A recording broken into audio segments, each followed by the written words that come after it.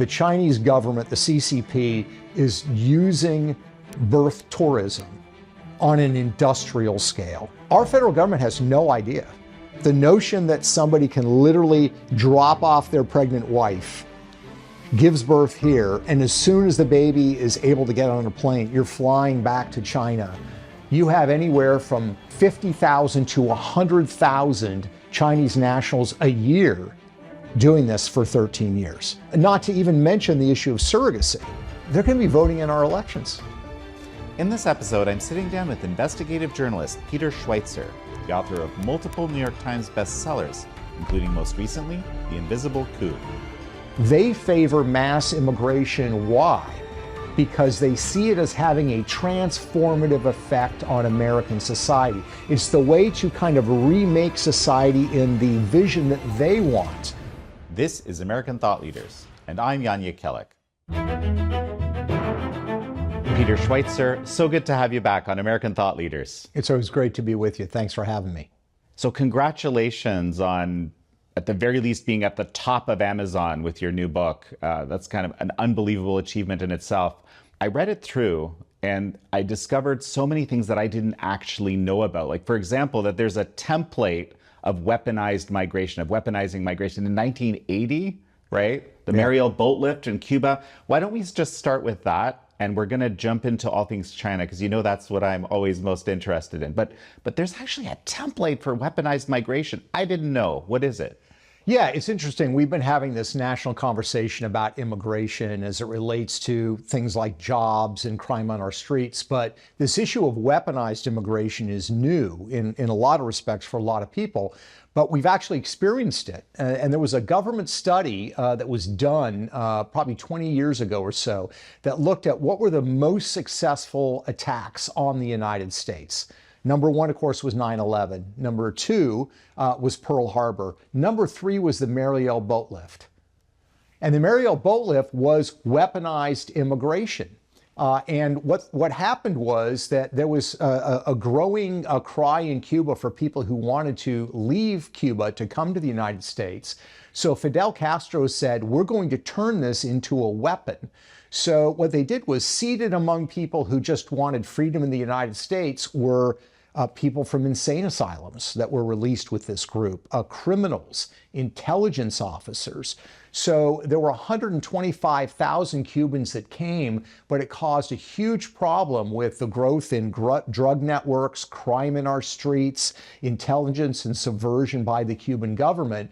And there's a sort of a famous story that I describe in the book based on high-ranking Cuban defectors, where Jimmy Carter, the American president at the time, as this exodus was starting, said, we're going to welcome these people with open arms. And Fidel Castro responded by saying, we're going to fill their arms with excrement. He used a stronger word than that. So this was weaponized immigration. And what's interesting about this government study that looked at 9/11, Pearl Harbor, and the Mariel boat lift as the most successful attacks, what the study said was, Mariel boat lift might have been the best of the attacks by our adversaries, because what happened with 9/11? Well, we essentially dismantled Al-Qaeda. We killed them.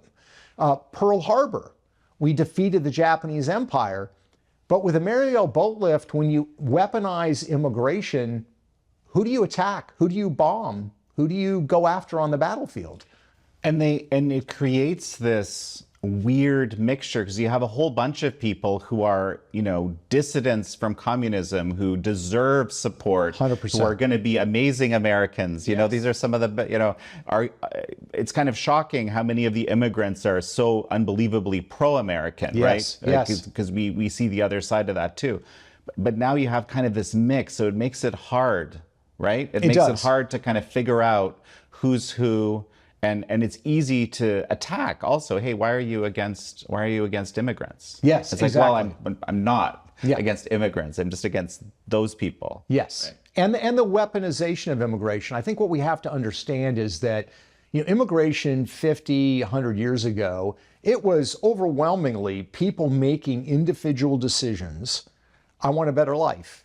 And they would come here, and the expectation that they had and that fellow Americans had was they were going to assimilate. They want to become part of the American dream. Doesn't mean you forget the homeland, but you embrace those, core American values. What happens with weaponized immigration is it's changed. You have these foreign actors that are manipulating our immigration laws to their benefit. And there's this real pressure that's brought by the Mexican government, by the Chinese government, that once migrants are here, they are attacked and ridiculed because they want to assimilate. I quote in the book a senior ranking Mexican official with the Morena Party saying that Mexicans that come to the United States and embrace American values are traitors.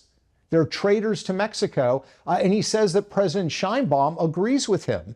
So it's a very, very different dynamic. These foreign actors are manipulating immigration in a way that's tragic for our country. It's tragic for a lot of the migrants, and it's beneficial to our enemies.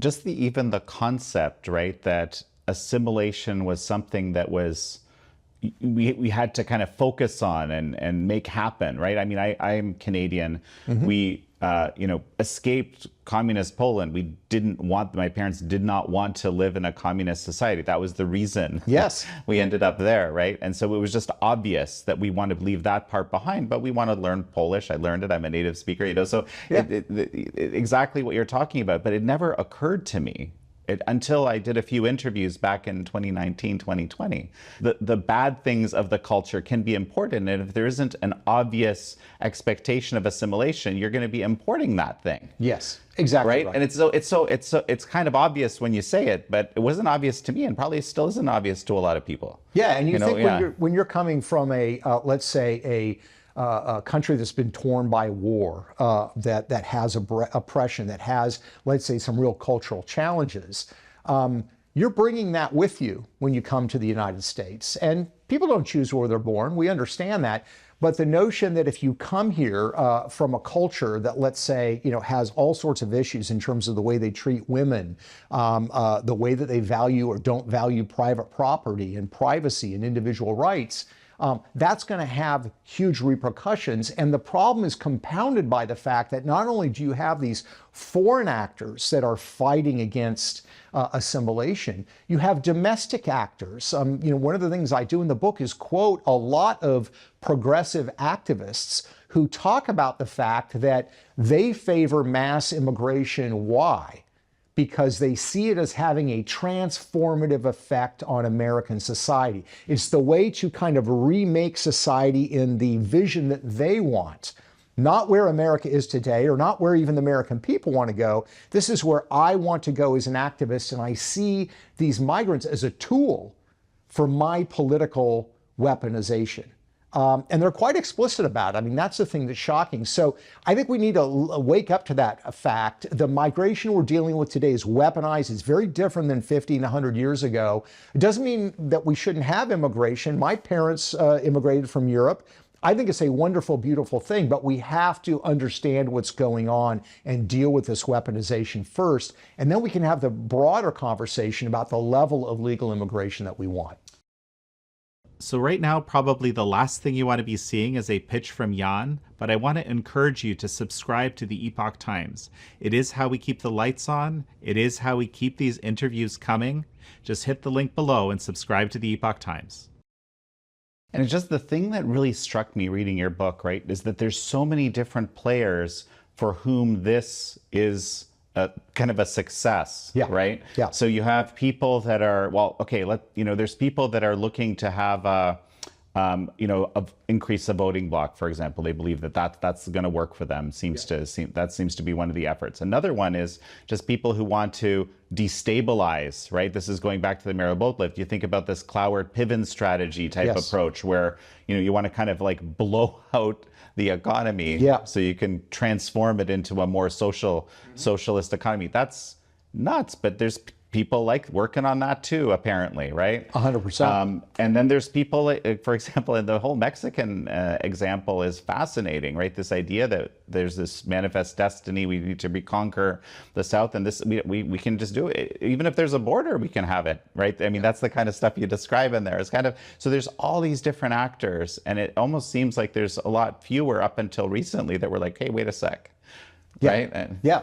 No, you're right. And what's funny about it is, not funny, I mean, it's helpful in a way, but all the things that when you look at the motivations of these foreign actors, they're open about it. So, you know, when it comes to Mexico, this notion that Mexico views mass migration as a way of extending their sovereignty into the United States to reclaim portions of the American Southwest that they lost in the 19th century, they're actually openly saying it. I mean, these are senior government officials from various political parties that say this. Whether they actually mean that California will become a Mexican state is really not the point. The point is they believe that they are reaching critical mass in states and they're going to be able to exert a level of sovereignty in those states. And they're already kind of doing it.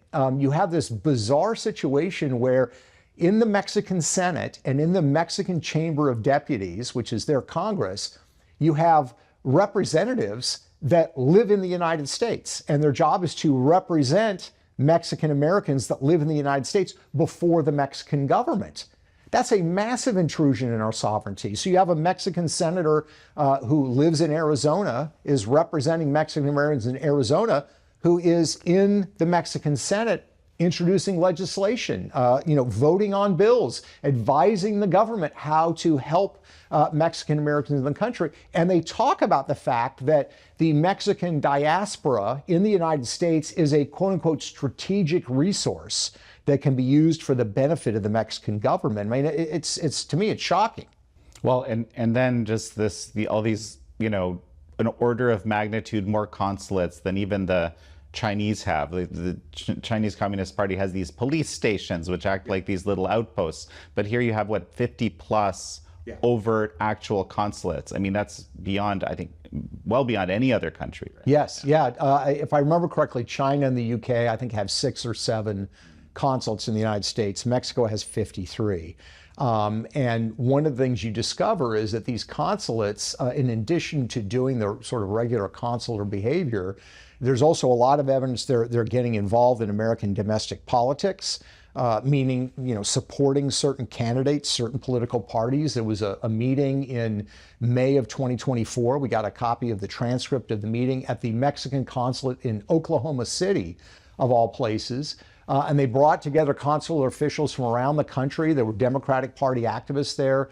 And the discussion was about how, with the upcoming presidential election, how they were going to turn parts of the country from red to blue. And they talked about how they had done it in California, they'd done it in Arizona, and now how are we going to do it in the rest of the country? That is not the kind of conversation foreign diplomats are supposed to be having in the United States. At the same time, they're championing and supporting these violent protests, the ones we had in Los Angeles in 2025, the ones that we're having in Minneapolis in January of 2026. Consular officials are encouraging this behavior. One of the Mexican officials living in the United States said that he was organizing the militancy and going around the country meeting with activist groups to try to ramp things up. So again, this is not stuff that foreign diplomats are supposed to be doing. And I mean, Mexico is an ally, right? Supposedly. I mean, well, no, but I mean, compared to the Chinese Communist Party, 100%, yes. It actually is. Yes. So this is why, this all kind of taking me for a spin here. I mean, this can actually be negotiated potentially, right? Negotiation is possible here. Yes. And the other, on the Chinese Communist Party, that's a bit of a different discussion. Yes. Right. Yes, it is. No, you're right about that. I mean, Mexico, we do not view as an adversarial power the way that we rightfully view China as an enemy. And I think our tendency is, and this benefits Mexico and what they're doing, our tendency is to view the Mexican government as corrupt, maybe a little hapless. And I don't think that's really a accurate rendering. I mean, they actually do talk and they are engaged in activities in our country that I would argue are quite sophisticated and quite brazen. Sounds strategic is the term I was thinking. Yes, yes. And again, it's something that it's not just sort of one, crazy politician popping off on. There are literally dozens of quotations in the book, and they're very explicit. And they see states like Arizona and California as examples of success. We need to be aware when we're dealing with issues of mass migration and the Mexican border. We need to understand the way they view it. They do not view mass migration as a bad thing. They are not saddened by the fact that tens of millions of Mexicans have moved to the United States.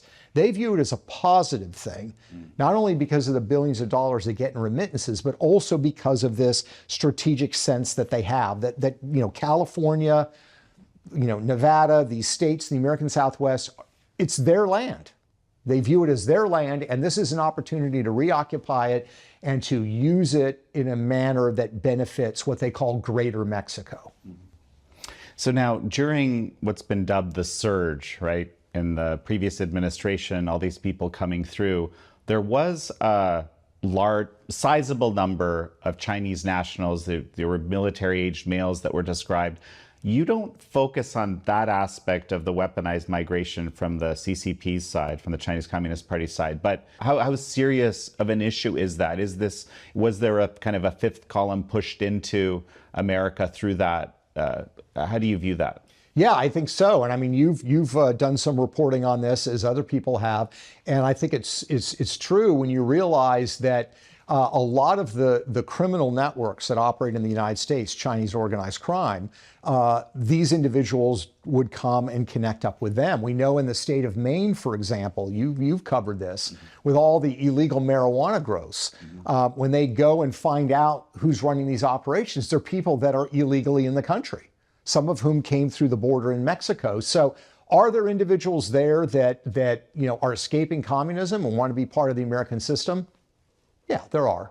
The problem is, as with the example of the Mariel boat lift, you don't really know who is who. And a lot of these individuals are coming into the United States. They're connected with the CCP. They're connected with Chinese organized crime. And this is, in part, an effort of infiltration. And the fact that you have some people fleeing communism coming across that border is perfect cover. Exactly the same methodology that Fidel Castro used in the Mariel boat lift. I'm still blown away that I just simply, well, it's not just me. I mean, I'm Canadian. Maybe I can be forgiven a little bit for not being aware, right? But I mean, to me, it was revelatory that all this could be weaponized when I started having guests who were saying, look, Jan, this is not normal. This is not organic. And of course, after a while, it becomes obvious. But it's not like we didn't know that this method exists and has been done, and apparently done wildly effectively before. This is confusing. Yeah. Right? Yeah, no, I mean, it's been done well before. And if you look further in history, which I'm not as familiar with, but you look further in history on migration. Migration has oftentimes been used as a weapon of subversion, a weapon to overwhelm an enemy, a weapon to divide an enemy, a weapon to sow chaos. I quote in the book an immigration judge in the United States who says, look, I mean, the exception to the rule is sort of free immigration where people just sort of organically, that by and large, this is enacted by states. And so in the case of the surge from Mexico in the Biden administration, you had two explicit things that happened because we went from a trickle to a flood almost overnight. The first thing is, as I recount in the book, after Joe Biden won in November 2024, AMLO, the president of Mexico, called together Mexican legislators and they enacted legislation that they knew was going to radically encourage mass migration to the United States. So they knew that was the effect because that's what they wanted to happen. You had governments in Nicaragua, Daniel Ortega, and you think, well, what could they do in Nicaragua? They decided, hey, we will allow anybody from anywhere on the planet.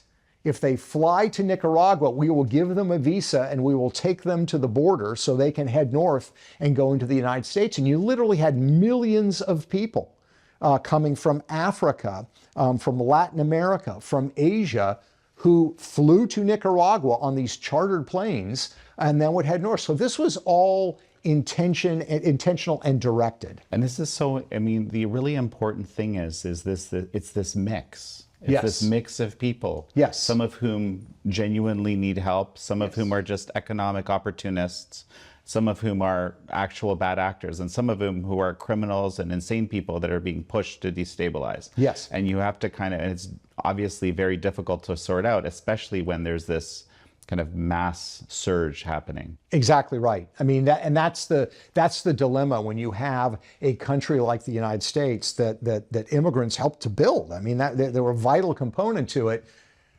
Helped build it, so important to our history, and we are a compassionate people in a lot of respects. But now that compassion is being turned against us, and it's being used to manipulate us. And the cost is real, especially when you have domestic people in the United States, some of these NGOs, who are telling migrants that come here from whatever intention, don't assimilate. And in fact, they pressure them and ridicule them if they do talk about assimilating. It creates a lot of tension and conflict in the United States that we don't need. And it is destabilizing, which is the intention of what is happening. So the challenge for America is, how do we maintain this important part of our history of allowing immigration, but vetting who is coming into the country? And that's not an easy thing to solve, but it begins with awareness. Let's begin with awareness of the fact that it is being weaponized, this is going on, and we have got to address it before it's too late. Well, you do have a chapter at the end of the book that tries to do that. And I mean, as I was looking through that, some of it is around shifting the incentive structures of people coming here. So, you know, a big part of what you talk about when it comes to the CCP's weaponization of migration is this birth tourism. Yes. So, I mean, fascinating, shocking, and deeply disturbing examples. But here's the rub, right? You suggest, I think, that it could be there's 1 million American citizens, 500,000 to 1 million American citizens who have their allegiance to the Chinese Communist Party. Could be. Yes. And how do you get that number? I mean, that's a really large number of people. I agree, it's a really large number of people, and I was shocked by it. The birthright citizenship issue to me is really central because it is a massive vulnerability and it's something that can be fixed. We'll see what the Supreme Court is going to settle on this, but the important thing I think for people to understand is the Chinese government, the CCP, is using birth tourism on an industrial scale. They are exploiting it on an industrial scale. So what do I mean? Well, any numbers that we have related to how many Chinese nationals are flying to the United States, giving birth here, and then flying home with the baby, raising them in communist China, and then when they turn 18, they're going to be citizens, they can vote and do everything. Our federal government has no idea. We don't track this information because you're given a birth certificate when your child is born here, whether you're an American citizen, whether you're a Chinese birth tourist, you get a birth certificate, does not list the nationality of the parents. Nobody tracks this. So our federal government says we have no idea. The number of 500,000 to 1 million, maybe more, comes actually from China. The Chinese government has looked at this and estimates, the Chinese government and some research firms say that over the past roughly 13 years, you have anywhere from 50,000 to 100,000 Chinese nationals a year doing this for 13 years, which is stunning. And there's a lot of anecdotal evidence to support this in addition to the data from China. Reports of, these flights from Los Angeles, LAX to Shanghai, where the entire business section is largely populated by newborn babies. So it's a huge problem. And I think we have to dispel the idea that birth tourism or birthright citizenship, I should say, is just something, somebody comes across the border, they make a life here, they're here for 20 years, they have a couple of kids. That's not what we're talking about here. We're talking about very systematic, and we're talking about something China did in Hong Kong for a while. It reached the point around 2010 that half of all newborns in Hong Kong were Chinese nationals getting birthright citizenship in Hong Kong. The government had to stop it. The government in Hong Kong at that point had to stop it because they said, this is subversion. We can't allow this to go on. Something similar is playing out in the United States. And you're saying that these other research firms are kind of confirming the Chinese numbers because both you and I know that we can't put a lot of stock in the Chinese numbers. Yes, exactly. And what's interesting about that, you're right. You think, okay, the Chinese government's saying this. If anything, I would believe the Chinese government would want to understate the numbers. So the fact that the Chinese government's saying 50,000 a year, the fact that these research firms are saying 100,000 a year. One research firm said that in just a single year, I think it was 2018, they said there were 150,000. Now, I don't know if those are, completely accurate, but those are the only numbers we have. And again, all of these sources would have reasons to sort of underestimate these numbers. And it would be fitting with China's methodology, which is very smart, very sophisticated at exploiting the weaknesses of countries that it regards as enemies. And that's certainly the United States would fit in that category. I mean, you're making me think of how we've had to try to estimate the numbers of these forced organ harvesting victims in China, because over there it's a state secret in this case, right? The real numbers.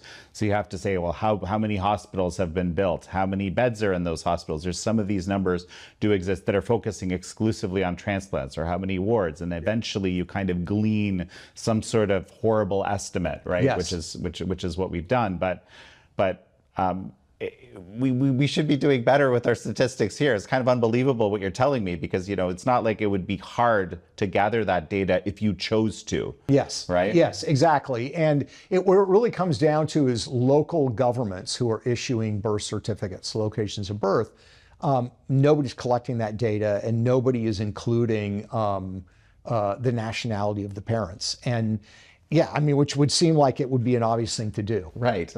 So that would be beginning reform. I'm really hoping that when the Supreme Court looks at this issue of birthright citizenship, I'm not a lawyer, I'm not going to guess in legal details, but I do think that they would look at the fact that if you're going to have some form of birthright citizenship, the notion that somebody can literally drop off their pregnant wife, gives birth here, and as soon as the baby is able to get on a plane, you're flying back to China, that the 14th Amendment, which talks about under the legal jurisdiction thereof, would not apply. Right. If you snuck across the border, you've been here for 15 years, you gave birth, you've got a 5-year-old, I think people might be more understanding. But this mass industrial scale, it's a huge, huge industry. Not to even mention the issue of surrogacy.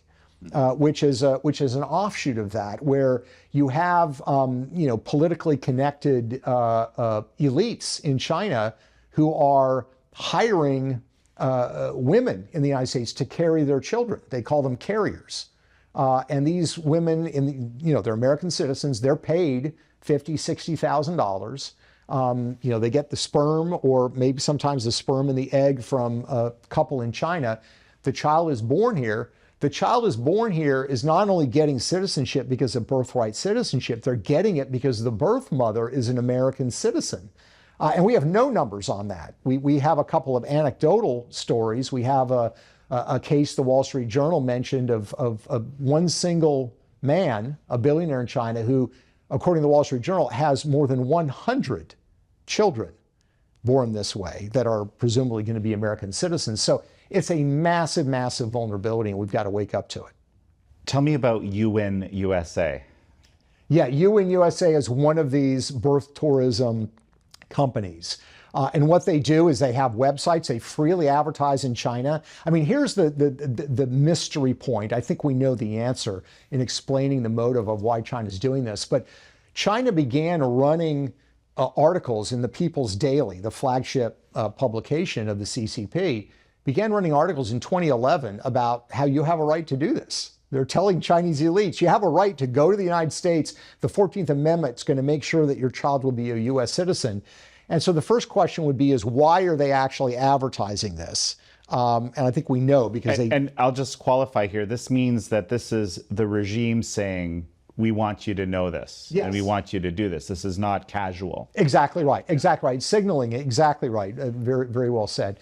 And the second part of that is there's a huge industry that does this, that says, pay us $70,000, $80,000. We will fly you to the United States. We'll help you get through a customs and visa. We'll help you explain how to lie on your visa. Tell people you're coming as a tourist. Don't tell them you're coming to have a child. The belly. Yeah, hide the belly, loose-fitting clothing. They'll put them in a nice condo or hotel, and primarily in California. They'll arrange all the medical procedures. They'll maintain everything that needs to be done, and then they'll ensure that they get back safely to China. That's a huge industry. You can go on the Chinese internet, which is highly, highly regulated. You've covered that, how much they censor. It's wide open. They don't stop any of that advertising from taking place. So You Win USA is one of dozens of companies that are doing this, and they brag on their websites who their clients are. And their clients are, according to them, military officers, intelligence officers, CCP officials, people from the Ministry of Propaganda. So these are not dissidents. These are pillars of the elite. And You Win USA is an example of one company that the Trump administration has tried very hard to clamp down on this. It's not illegal what they're doing, but what they charge them with, and I think rightfully so, is visa fraud. Because they're telling these pregnant women to lie on the visa, saying, no, I'm not coming here for a medical procedure. I'm coming here as a tourist. And that is absolutely a felony. Well, and there's also kind of this mix of options, because on one hand, you have this kind of, hotel dormitory almost situation. On the other hand, you have, very high-end services. Yes, right? Exactly. Yeah. There's a menu that you can pick up. And so, yes, in some cases, you're in an apartment complex. It might be a 3-bedroom apartment, and there might be a pregnant woman or a woman with a newborn in all 3 of the bedrooms. And in some cases, almost an entire apartment block in Irvine, California might have that. On the other hand, if you can afford to pay more, they'll put you up in a luxury hotel. They'll have a massage person come. They'll make sure that you have the best quality food, et cetera. And so you have the child is going to be given U.S. citizenship by virtue of being born here. The parents will both be eligible for status as a permanent resident by virtue of their child. So the parents are incentivized because it will give them special immigration status to the United States as well. I wanted to touch on one more thing in that chapter. And, this is just one chapter of your book is essentially, I forget what you call it, the Manchurian option or how... Manchurian generation. Manchurian generation, yes. That's right. But you mentioned that the first baby born in 2025 in Saipan was one of these anchor babies. Yes. And it just reminded me, regular guest on the show, Cleo Pascal, talks about the vulnerabilities in this visa structure in Saipan, which of course is under, auspices of the U.S. Maybe if you could just speak a little bit to that and just that kind of bizarre reality on that island. Yeah. Saipan, of course, is this, I guess, American outpost in the middle of the Pacific. And it has some, strategic value militarily to the United States. But because it is a U.S. territory, that means if your child is born in Saipan, according to this interpretation of the 14th Amendment, that is as good as if that child was born in California, Utah, New York, or Florida. So it creates a powerful incentive structure for Chinese nationals to go there because the visa requirements are more loosely interpreted. They want quote unquote tourists to come there because they don't get a huge number of them. And China sees that and has exploited it in a major way. So we need to look at that. We need to look at the larger issue of birth tourism. But we have to understand they are exploiting this on a massive scale. It's industrial, and we are completely oblivious to it. And we're looking at, beginning in 2030, a wave of what, according to Chinese estimates, is going to be 1 million citizens. I'm going to put that in air quotes, but they're U.S. citizens who have been raised in China. They were born here, shuttled back home, raised here. They're going to be voting in our elections. They're going to be donating to political campaigns. And let's remember the 2016 presidential election, it was settled by 72,000 votes. So 1 million votes is a lot of votes. No, it's obviously wildly significant. And I mean, let's go back to what I said about the incentive structures. Mm-hmm. I mean, U.S. citizenship ain't a bad one to have. Yeah. Okay. Despite what some people will have you believe. Right. So, this is kind of set up for exploitation. Like everyone wants to have that opportunity for their kid. I mean, I'm just saying, like, with your best intentions, we're not trying to be subversive. You just want a kind of a better life for your kid. If you can, do it here on American soil, you could be thinking, hey, they'll be set for life, right? Yes, absolutely, you would. And I understand the motivation there. The challenge with the birth tourism arrangement is the child is a U.S. citizen in name because they were born here, but they're not being raised here. Right. This is the clause that the Supreme Court is going to be assessing. Exactly right. Right. And there's not easy answers in the sense that, again, I understand somebody who's made a life for themselves here. They've lived here 25 years. They've worked hard. They had a child, 12 years ago. Should that child be a U.S. citizen? Maybe. But again, I don't see anybody that can make a reasonable case that a child that's born here and then put on a jet plane in business class to go back to China and has been raised there in this CCP bubble, how on earth we can count that person as a U.S. citizen that has the ability to vote or get a government job or whatever? Well, obviously a massive national security implication. I don't even want to, it should be obvious on its face. Yeah. Right? Yeah. What was the most shocking thing you figured out that you didn't know? I mean, you've been looking at corruption for decades, uncovering all sorts of things. What was the most shocking? Certainly the birth tourism is right up there. I think the most shocking is because it is so brazen and it's so visual and it's so visible, is the training of Chinese pilots in the United States. And this is something that, you go back to 9/11. I'm old enough to remember 9/11 vividly. And we woke up to the fact after, the dust settled and we buried the dead, that people from terrorist countries had come here and gone to flight schools. And remember, famously, they didn't want to learn how to land. They only wanted to learn how to fly. So they exploited our flight schools and we shut that down. We said, we're going to do screening. If you're from certain regions of the world, where there might be a jihadist influence, you can't go to flight schools. And then to wake up to the fact that we are training thousands of pilots in the United States from China, many of whom are going to be flying for the PLA. That to me was shocking because when you go on the website of these flight schools, you see 95% of the students there are Chinese nationals. So that one probably for its brazen and in my mind, obvious nature. And then, okay, explain how this works, because this is not the military doing correct. The training, obviously, right? Well, maybe not obviously, but hopefully obviously. Right. But so how does it work? How is it that private aviation schools are training military pilots? So what happens is these training schools in the United States, they obviously want students, and the tuition's expensive. It's $90,000 for basically a year of training. So the Chinese government has gone to these flight schools, and China has a pilot problem because they need, according to their estimates, about 5,000 pilots a year, military and civilian. But they can only train about 1,250 because the military restricts airspace usage in China. So they have to get them trained somewhere, and they get them trained in the United States. And so what happens is the Chinese government pays the tuition. It's $90,000 a year, cash in advance. These schools get it.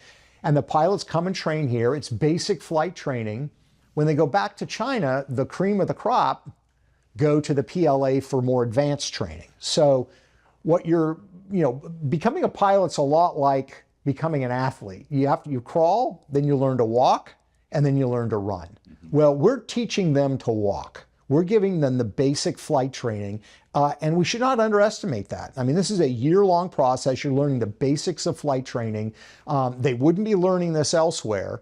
And the best of the pilots that are trained here are going to be training on advanced military aircraft in China, and our pilots will be facing those pilots. So to me, that was shocking because of its brazen nature, and it just seems to me kind of a slam dunk that we should say, we're not going to do this. We're not going to train Chinese pilots to do this. Yeah, I mean, this is, you've certainly revealed a considerable amount over the years of this kind of the Chinese Communist Party taking advantage of the openness of U.S. society, and in some cases the support of, possibly aligned for nefarious reasons, possibly just out of convenience, political actors. Yeah.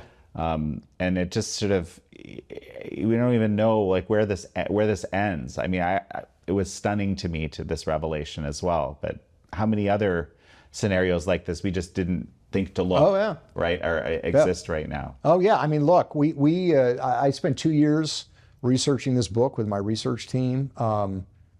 We didn't find everything. No way we found everything. And that's what worries you. The things that we found worry me because of the vulnerability, but at least now they're visible and in the open. And if we can have leadership in our country take the proper steps to deal with it, that's great. But you think about, the things that are going on that we're not aware of. I mean, the research you're doing right now on the horrific situation with, the organs and the body parts in China, I think you probably have a more complete picture than anybody else does. But there are things that still go on in the dark recesses that 100%. that you don't even know about. And so you struggle with that, as you probably have the same thing. I'll give you an example. I mean, so I've been working on exposing this forced organ harvesting, murder for organs industry in Communist China for 20 years, on and off, A big part of the problem was that it's just so extreme, industrial scale. You use that term. They're good at that over in China, unfortunately.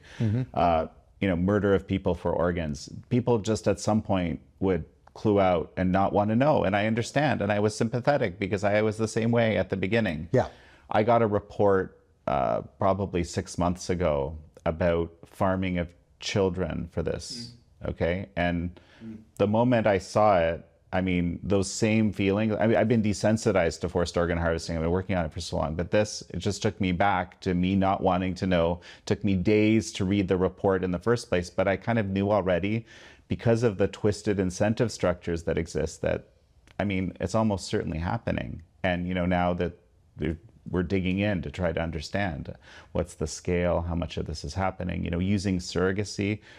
It's just kind of an obvious system that could be used for organ transplants. Is horrific to contemplate, right?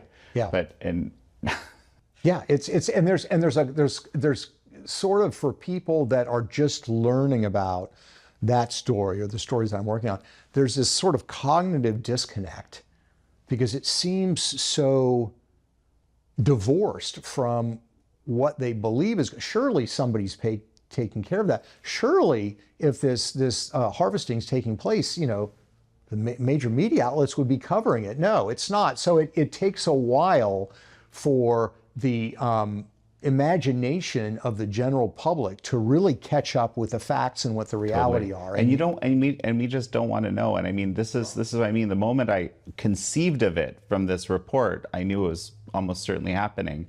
And now it's just a matter of figuring out how and the details and so forth. But until I conceived it, just like you weren't expecting to find that there's all these flight schools training pilots. Because why? Because it's so brazen. Because it's so, By the way, thank you for endorsing the book. It's helping. I'm very, very, very glad to do so. Yeah. It's fantastic journalism. It really is. And I don't say that to a lot of people. People will ask me a lot of times, and I'm not familiar with them. And a lot of times people use just almost exclusively anonymous sources. You don't do that. So it's a great piece of work. And I'm very excited that you took it on. And I know it had to have been emotionally and journalistically challenging to do so, but I'm glad you took it on. It's a great work. I'll just, for the benefit of those who might want to buy a copy still, I'm to say it's called Kill to Order. And that's the nature of what we're talking about. Yes. And it reveals what this regime is capable of. And in my book, I'm highlighting on their activities, their efforts to exploit our weaknesses for their strategic gain. And they really do believe that they are engaged in a civilizational war against the United States.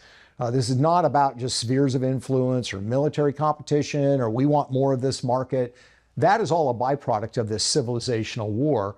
What you've really touched on is the nature of the regime and the real human cost of this regime. And so the two are, in a sense, either close cousins or siblings, because it's two sides really of the same coin. when you think about And it. you said it incredibly well. If we really grasp, I mean, I hope that this issue, just sort of bringing it more into the public consciousness, I think it might be the first time really that we're ready for that. We'll kind of if we know who we're dealing with. I'm not an isolationist. We need to engage with whatever powers are out there, whatever they're doing. But we need to know who we're dealing with. Yes. Right? And I'm afraid we haven't really. I agree. I agree. So thank you. Your book actually helps explain that too. Well, thank you. Yeah, I sometimes think we've got these vast oceans. Let's just sort of do Fortress America, but it's not realistic. It's not, I've said several times, I believe in America first, but not America only. And there's a big difference between the two. And you can know of horrors that are happening in your neighborhood and turn a blind eye. It's the same thing in the world. You can say there's a horror going on. I'm just going to pretend it's not here because it's a lot more convenient to not deal with it. But in the age in which we live and the nature of the Chinese regime, you can't ignore it because their ability to cause damage and destruction and undermining the United States is very real.